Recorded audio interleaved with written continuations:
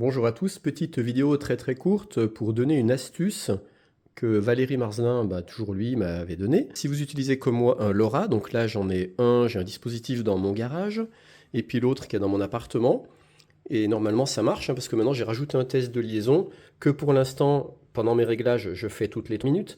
Alors attention, il y a 3 breadboards, mais il n'y a que celle-ci, les deux là c'est pour la boîte aux lettres, et c'est celle-ci pour le garage. J'ai rajouté un test de liaison toutes les minutes.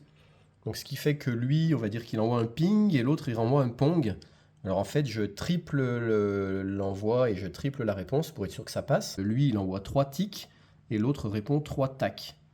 Donc pour que la liaison soit considérée comme bonne, il suffit que lui, en réponse, il reçoive au moins un seul tac.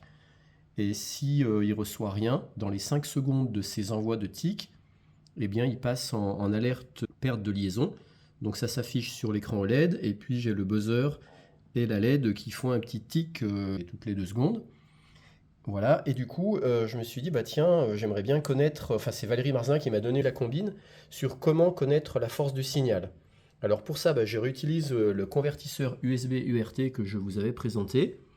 Je branche simplement la broche TX du LoRa sur la broche RX du convertisseur, et les deux ground ensemble, il n'y a que ça à relier.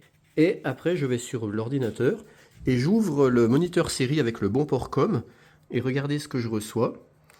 Donc je vois quand il y a plus OK 3 fois, c'est les 3 tics que le LoRa de l'appartement envoie. Et en dessous, on voit la réponse, les 3 tacs qu'il reçoit. Et surtout, ce qui est intéressant, c'est qu'on a 2 informations. Donc une première information, quand c'est moins 84, c'est la force du signal.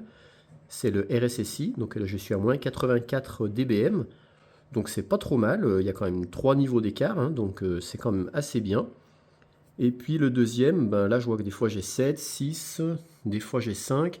C'est le rapport signal sur pollution. Voilà, là on voit qu'il est en train d'envoyer ses 3 tics. Et il va recevoir les tacs. Voilà, il les a reçus tous les 3. Avec une bonne force de signal, enfin avec un signal assez propre.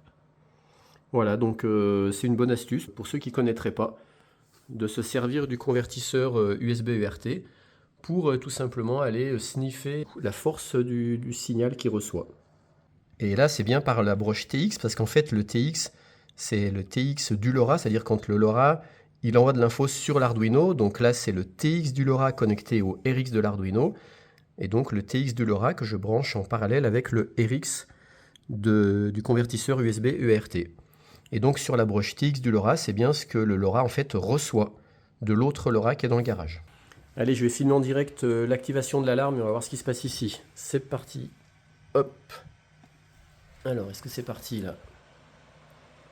Oui, vu. C'est bon. Donc là, ma sirène est en train de gueuler en bas. Elle va gueuler pendant 1 minute. Donc tout marche nickel. Excellent. Et donc le vu, c'est ce que le dispositif d'en bas renvoie pour dire j'ai bien vu que tu me demandes d'activer la sirène. Et donc du coup, je sais qu'il l'a activé. Voilà. Donc là, ma sirène est en train de gueuler.